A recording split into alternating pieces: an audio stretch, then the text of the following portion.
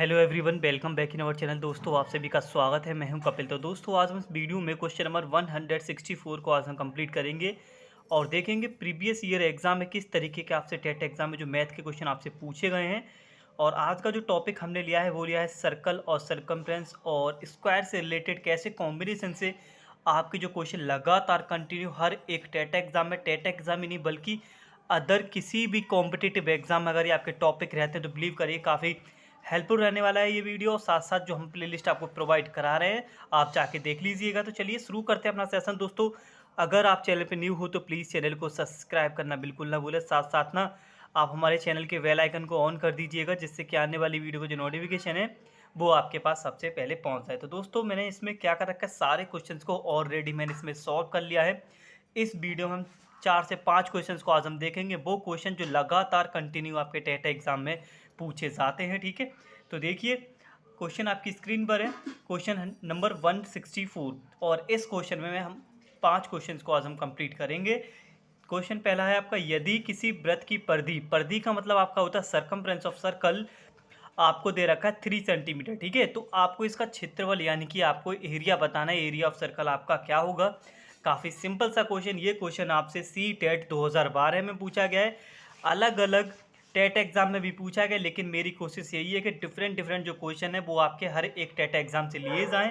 तो क्वेश्चन में गिवन था सर्कमफ्रेंस कितना दे रखा है 3, यानी कि 2πr की जो वैल्यू वो आपके यहाँ पे 3 दे रखी है जो सर्कल का परिधि। ठीक है, तो हम यहाँ से इजीली रेडियस को यहाँ से निकाल सकते हैं। तो रेडियस हो गया आपका r इज इक्वल टू 3/2π। ठीक है, और आपसे क्वेश्चन में पूछा गया है area of circle. Area of circle यानी कि क्षेत्रफल होता है पाई आर स्क्वायर। पाई आपका यहाँ आ गया, मल्टीप्लाई में आपने 3 का जो वैल्यू यहाँ से निकाला है 3/2π, आप 2 टाइम मल्टीप्लाई करोगे बिकॉज आर का स्क्वायर है। ठीक है, अब आप यहाँ पे देखोगे आपका ना पाई से पाई यहाँ पे आपका कैंसिल हो जाएगा, तो 3 3 सा 9 और 2 2 सा 4, यानी कि जो आपका आंसर आएगा 9/4। ऑप्शन ई यहाँ पे सही हो जाएगा बिकॉज ना ऊपर 4 ऑप्शन ही होते हैं एग्जाम में, लेकिन यहाँ पे लिखने में थोड़ी सी यहाँ पे मिस्टेक हो गई थी, इसीलिए मैंने ये अलग से यहाँ पे लिख दिया। आई होप आपको कोई भी यहाँ पे प्रॉब्लम नहीं होगी, जो भी डाउट होंगे क्लियर होते चलेंगे इससे रिलेटेड जो भी क्वेश्चन है। अगला क्वेश्चन देखिए बच्चों, अगला क्वेश्चन है, एक वृत्त की जो त्रिज्या है वो 3 गुनी कर दी जाती है। ठीक है,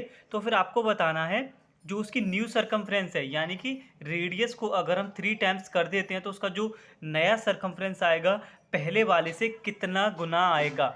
ठीक है, तो ये क्वेश्चन आपसे रीट 2016 में पूछा गया, साथ साथ आपसे सी टेट में भी पूछा गया है, वो मैंने यहाँ पे मेंशन नहीं किया है। अलग अलग कैसे डिफरेंट डिफरेंट एग्जाम में पूछे गए हैं क्वेश्चन वो मैंने यहाँ पे लिखे हैं। ठीक है, तो देखो क्वेश्चन में दे रखा है वृत्त की जो त्रिज्या है वो कितनी है 3 गुनी, परिधि का रिलेशन पूछ रहा है यानी कि सर्कमफ्रेंस का। तो हमने मान लिया पहला जो सर्कमफ्रेंस रहा होगा वो हमारा 2πr होगा। ठीक है, अब क्वेश्चन में बोला गया उसकी अगर हम रेडियस को 3 गुना यानी कि 3 टाइम्स कर दें तो सर्कमफ्रेंस कितना हो जाएगा। Circumference is equal to 2πr, हम r को अब 3 टाइम्स कर रहे हैं यानी कि 3r, तो कितना हो गया 6πr। तो 6πr को मैं लिख सकता हूँ 3 इंटू 2πr, जो 2πr है वो हमारा c1 हो गया, तो हमारा आएगा 3c1।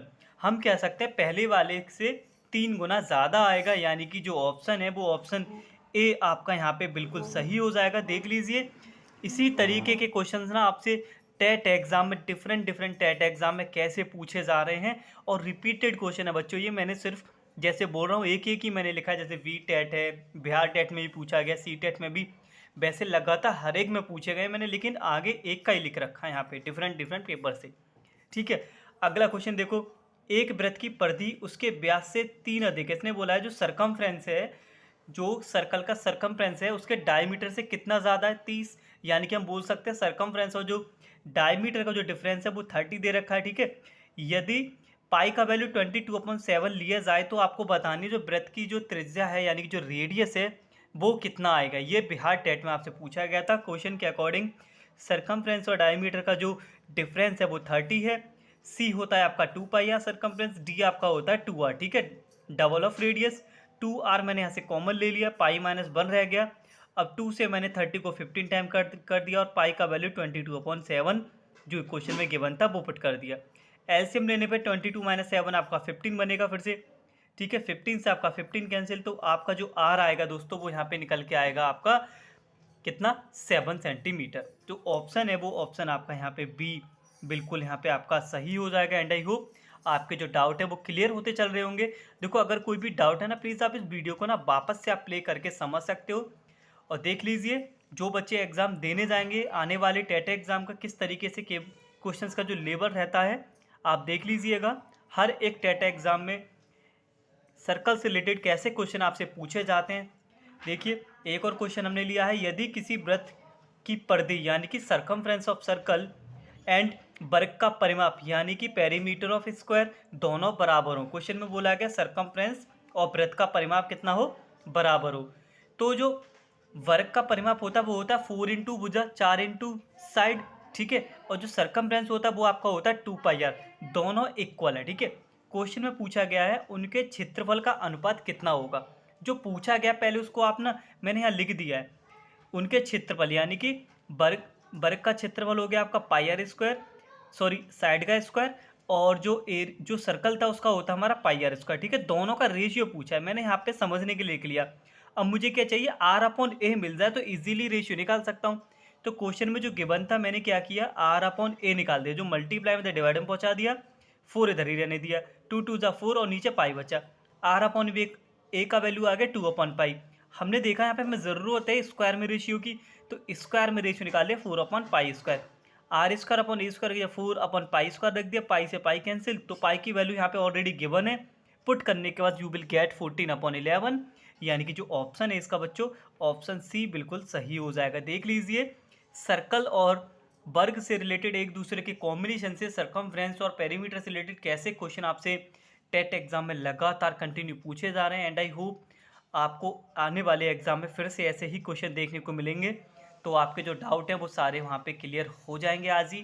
तो देख लीजिए एक और क्वेश्चन, किसी वर्ग का क्षेत्रफल वृत्त के क्षेत्रफल का 16/पाई है, यानी कि area of square is equal to 16π/a area of circle. ये गिवन है, जो वर्ग का क्षेत्रफल है वो वृत्त के क्षेत्रफल का 16/पाई है, उसके अकॉर्डिंग हमने यहाँ पे लिख दिया।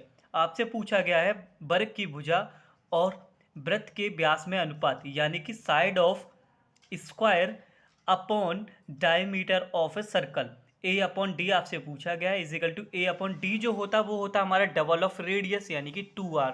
तो हमें क्या मिल जाए, a/r का रेशियो मिल जाए, इजीली हम निकाल सकते हैं। तो देखिए जो गिवन था वहीं से शुरू करेंगे हम।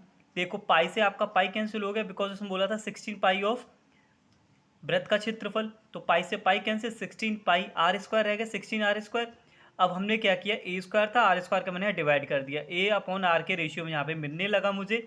स्क्वायर हटा के रूट पे लगाएंगे 16 के ऊपर रूट, ठीक है। तो 16 का जो स्क्वायर होता है वो होता है आपका 4, तो यानी कि a/r का वैल्यू बच्चों यहाँ पे हमें मिल गया 4। तो a/r का वैल्यू हम यहाँ पे 4 रखेंगे तो हमारा हो जाएगा 4/2 एंड 2:1। तो देखिए इसका भी जो ऑप्शन है वो ऑप्शन बी आपका यहाँ पे सही हो गया। एंड आई होप आज का ये सेशन आपको काफ़ी हेल्प करेगा आने वाले एग्जाम में, किस तरीके से क्वेश्चन सर्कल और वर्ग के एक दूसरे से कॉम्बिनेशन करके पूछे जाते हैं। लगातार कंटिन्यू ऐसे ही क्वेश्चन आपसे बन रहे हैं।